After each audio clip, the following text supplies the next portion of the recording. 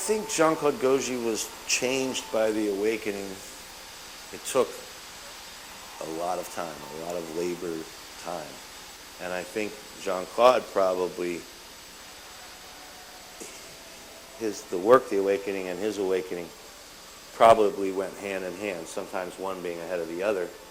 But in the end, I think it brought him closer to what he wants to be and where he wants to be in his life. When I was first invited by Jean-Claude to come up to West Virginia where the Awakening was being prepared, one, he didn't tell me what I was about to see. He'd done the ceiling already, and he just said, come on up. Come up to West Virginia. I formerly was a dancer with the New York City Ballet. I joined the company after graduating from the School of American Ballet. I worked with Jerome Robbins and George Balanchine, both who sort of mentored me in the art of choreography. The first work I collaborated on with Jean-Claude Gaugy was called the Gaugy Concerto. We opened the show with a series of sketches that he did, and slowly the sketches evolved into the painting itself.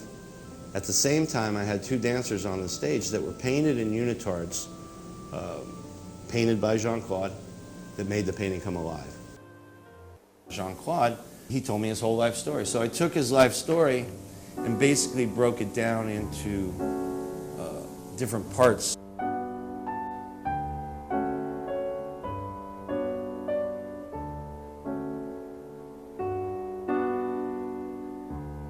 I took a dancer there a couple of years later just to see what it would be like to have one of the paintings come alive. And I tried making different parts of the painting that were at eye level come alive just to see what it would be like to finally build this into a performance. In a normal ballet, you build the ballet. In this case, you're collaborating with the art, and if you weren't careful, one would beat the other.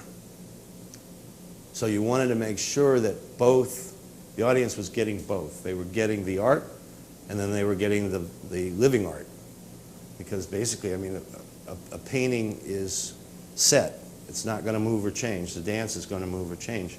I think that's why Jean-Claude personally likes dance so much, because it's actually art in motion, and his work is very much about motion.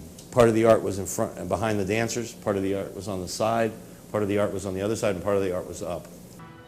In the first movement, we deal with extraneous forces that acted upon Jean-Claude's life and the life of any person. He was homeless on the streets. He had a stint in the military that was rather devastating. He had part of his life in the mean streets, but all the while there was sort of something spiritual or an angel or something that was looking out over him, and I actually used an angel in the ballet. The second movement of the ballet is really more about love and about how different people affect you differently. Your mother, your father, your wife or husband, your best friend.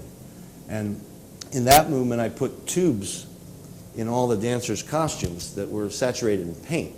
And as they danced with the character, the lead character who was portraying Jean-Claude, they painted him, basically.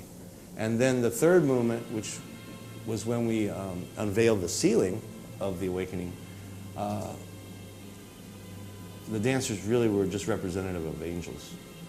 One of the things that happened to me while I was in West Virginia, up the mountain, was I actually found God.